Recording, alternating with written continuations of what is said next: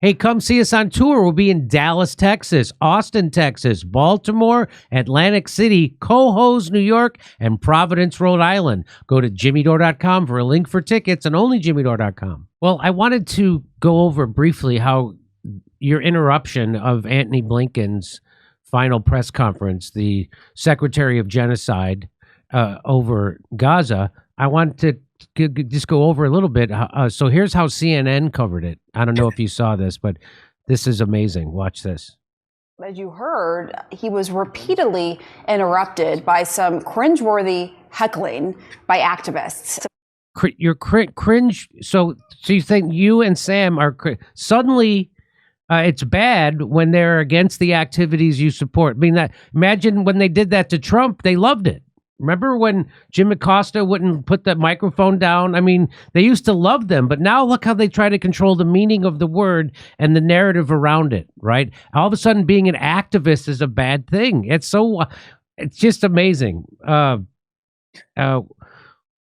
do you think was going to speak out? It had to be someone who was an act. But anyway, there it is, saying that she's upset. The CNN people are upset that you interrupted. God forbid you interrupt Antony Blinken. Here, let's listen to it again. As you heard, he was repeatedly interrupted by some cringeworthy heckling by activists. I mean, we were both sitting here pretty stunned, frankly. This is supposed to be a press conference with a room of journalists. Those were activists who were interrupting the Secretary of State when he initially was thanking the press and talking about the Israeli-Hamas deal. Yeah, I think it's really surprising. A lot of our viewers will have seen protests on Capitol Hill, for example, during confirmation hearings, but it's very rare for something like that to happen at the State Department. I'm over there all the time in that briefing room, and you need to have a reason to be at the State Department. You need to have an appointment. You need to have press accreditation to come and go. So it's unclear who those people were. So I think there's a real security question there. Allow me to be cheesy for a moment. This is a testament to American democracy and the way that American administrations approach their press rooms. They give accreditation to a wide number of journalists, and increasingly what I would call... This again, imagine if this was happening at a Trump press conference. Imagine what these same pieces of garbage would be saying if this was a reporter have three cops pulling him out. If Trump was giving a press conference, you saw what they said when he was just rude to Jim Acosta. Yeah, this is a testament to our democracy. This guy's saying, who is that guy, by the way? Oh, Alex Marquardt, and he basically is telling us he's a State Department asset. That's what he's saying. He's like, well, you good? He's the chief national security correspondent for CNN. When I go over to the State Department, you better watch your P's and Q's and do as they. That's what he's saying. He's supposed to be a journalist. You're supposed to do the exact opposite of that. You're supposed to be the one that they're supposed to be afraid of you. They're supposed to be afraid of the journalists, that you're going to expose them and their lies, not the other way around. He has it completely ass backwards, and of course he does, and that's why he works for CNN, because if he thought like you did or Sam Husseini, he would never get hired by CNN. That's the reason why he gets hired, because he thinks like that, right? Yeah, and this is why everyone hates CNN, because they weren't shocked or stunned by what was happening in Gaza. They never had this reaction to the Holocaust of children that we just witnessed on air. They never had this reaction, these blow-dried hacks. They're just upset by activists. And me and Sam Husseini have more than 50 years of journalism under our belts. It's just not the kind that they like. So they call us opinion journalists and call us a security threat, like we're terrorists for being able to be in there. There's no red line with these people. There's no red line except when the president or his functionaries don't go far enough in the service of the military and financial elite. So the only time you'll see like reporters beat up on the president in the Rose Garden is when like it wasn't clear that Trump was going to bomb Syria after the staged Duma attack, or Jim Acosta. You brought up Jim Acosta because Trump wasn't fascist enough towards Russia. That's right. He was accusing him of being a Russian asset. I mean, and that's just like, how would any president accept that level of disrespect? And then he was just he was rude to Jim Acosta and called it fake news, which was great. One of the great moments of Trump's career. And all the reporters, I remember that day on Twitter, they were all like, we are under threat and we're just here to support each other. And thank you for please defending us and defending a free press. Like a free press was under threat because the president called them fake. But now, look at how they react to Sam Husseini. He's an actual real reporter. He's done more, like 5 times more reporting and journalistic work than both of those hacks combined, and they denigrate him because he is speaking for the global majority.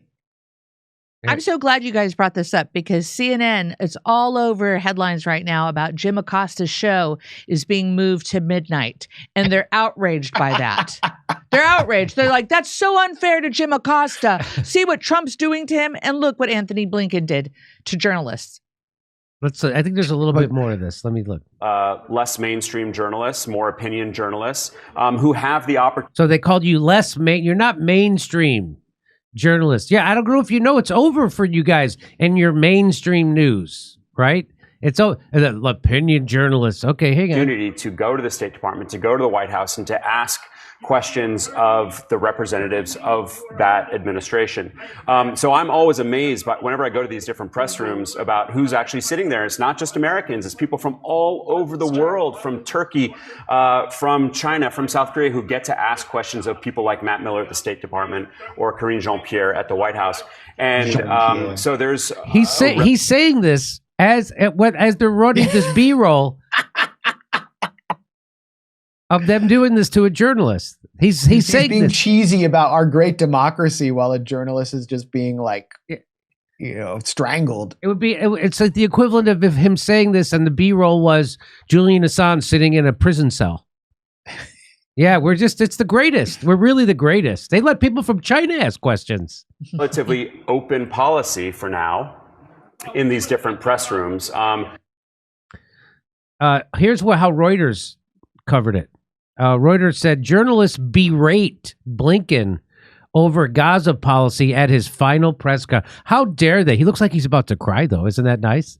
Yeah, that is nice. He has feelings. He has been frequently heckled at appearances in Washington since the Gaza conflict began. Demonstrators camped outside his Virginia home for months and repeatedly threw red paint resembling blood on cars carrying Blinken and his family. Asked during the press conference if he would change anything about his dealings with Israel, Blinken said the Israeli government had carried out policies that were basically supported by an overwhelming majority of Israelis after the trauma of October 7th, and said that had to be factored into the U.S. response. The Biden administration had been unable to reach final determinations on individual incidents that could constitute but listen to this is the Reuters mealy-mouthed wording. They're doing a genocide, slaughtering the majority of people killed in Gaza, women and children. And they couldn't reach a final determination on the individual incidents that could constitute violations of international law. Why? Because Hamas has embedded itself within the civilian shields. Yeah. I'd also like to point out that in Israel itself, there are hundreds of cases that are being investigated, Blinken said. They have a process. They have procedures. They have a rule of law. That's the hallmark of any democracy. You mean the process of investigating their breaking of the rule of law?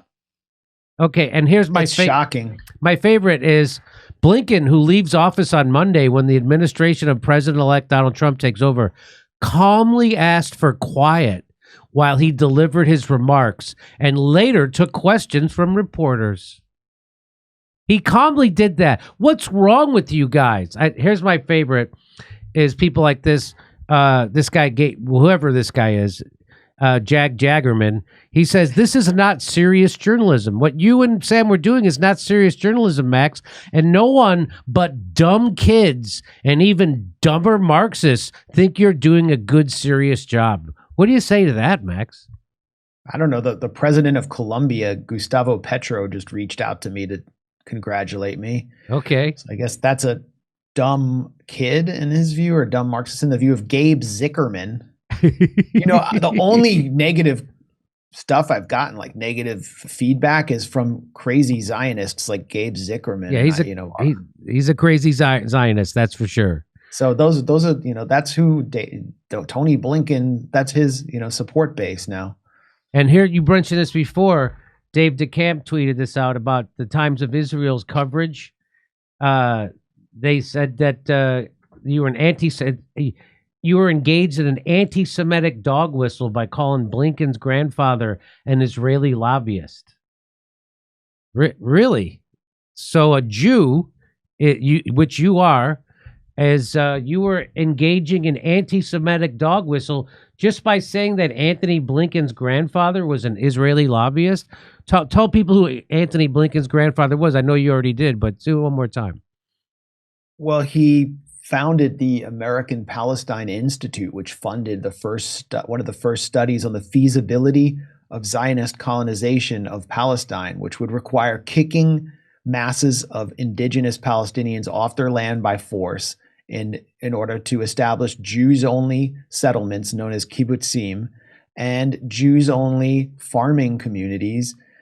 And Maurice Blinken, you can see right there in this New York Times obituary, is credited with, through that report, helping convince the Truman administration to support the establishment of this like ethnically exclusive Jewish state of Israel.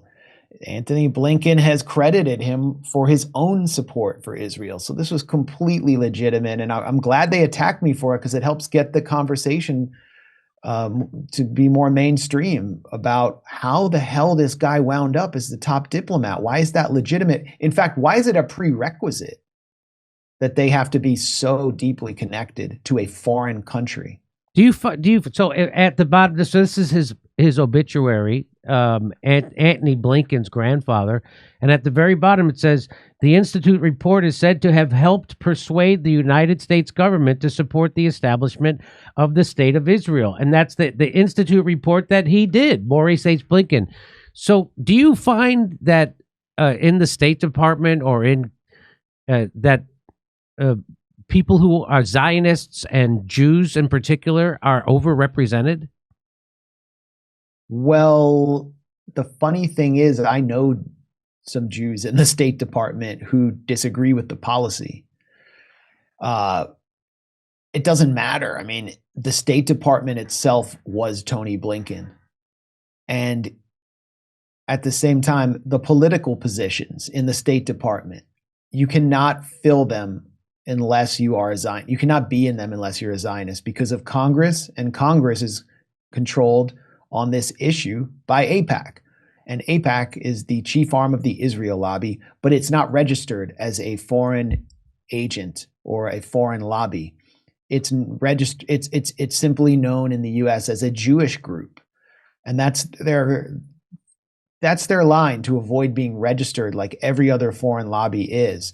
And it allows them unlimited control, as well as the ability to possibly conduct espionage and spirit out classified documents from Congress to Israeli intelligence. I mean, we don't know about the full extent of AIPAC's activities, but we can see the results. Tony Blinken's confirmation hearings went through so smoothly, and look at who he is being succeeded by. Marco Rubio, who is an arch-Zionist, complete tool of AIPAC, whose career was supported by Zionist billionaire donors like Paul Singer. And he's sailing through Congress as well. He's like one of the only Trump picks that the Washington Post endorsed. Everybody in the Senate loves Marco Rubio as Secretary of State. And, today he was just ranting about how its government needed to be destroyed. So it's the political positions that are the issue. The policy on Gaza was Blinken, and then it was the National Security Council Brett McGurk and Jake Sullivan, who are not Jewish, who set the policy. And Biden, Sullivan's Catholic. I think McGurk is Catholic as well. I'm not sure. And Biden is Catholic. And, you know, my Irish friends consider him a complete traitor to their cause. But their careers have been supported by the Zionist lobby as well. And I remember back in 2016, actually, Jake Sullivan wrote the denunciation of me by Hillary Clinton when Hillary Clinton denounced me in public. It was he who did that, essentially calling me an anti-Semite. So I mean, the Israel lobby just it controls all political positions that require kind of confirmation or any vetting by Congress. And Jake Sullivan, how did what was he doing at the time when he denounced me in 2016? He was chief of staff for Hillary. So now he's like in like the deep state architecture of the national security complex. You never see him out there in public, but before he was running a political campaign, one of the worst political campaigns in history. And he was second to Kamala's. I don't know. I actually think Hillary's was worse, but that's a separate debate. Okay. Yeah, it's a toss up. And so he was afraid that there are these emails coming out where like my father had sent Hillary Clinton some articles that I had done like years before, and she would just say like, "Great job," just like she didn't really care. She was just like, "Nice job" or something like, "I'm glad, I'm proud of your son." Because they had been friends and worked together since the Clinton administration, and the emails came out not just through WikiLeaks but through State Department emails that were FOIA'd, and so the Trump campaign ran this op funded by Sheldon Adelson to claim that I was Hillary Clinton's secret top Middle East advisor, and Hillary Clinton's top donor was another Zionist warlord named Haim Saban, who started freaking out about this. And so they had to denounce me. They didn't and Jake Sullivan. So my point is Jake Sullivan denounced me just because he was afraid it was going to cost Hillary Clinton money.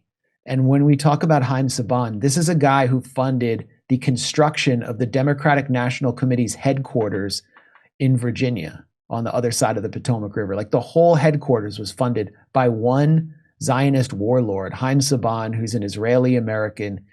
And he was asked by the New Yorker, like, "Why are you giving all this money to politics?" And he had just donated $1 million to Barack Obama.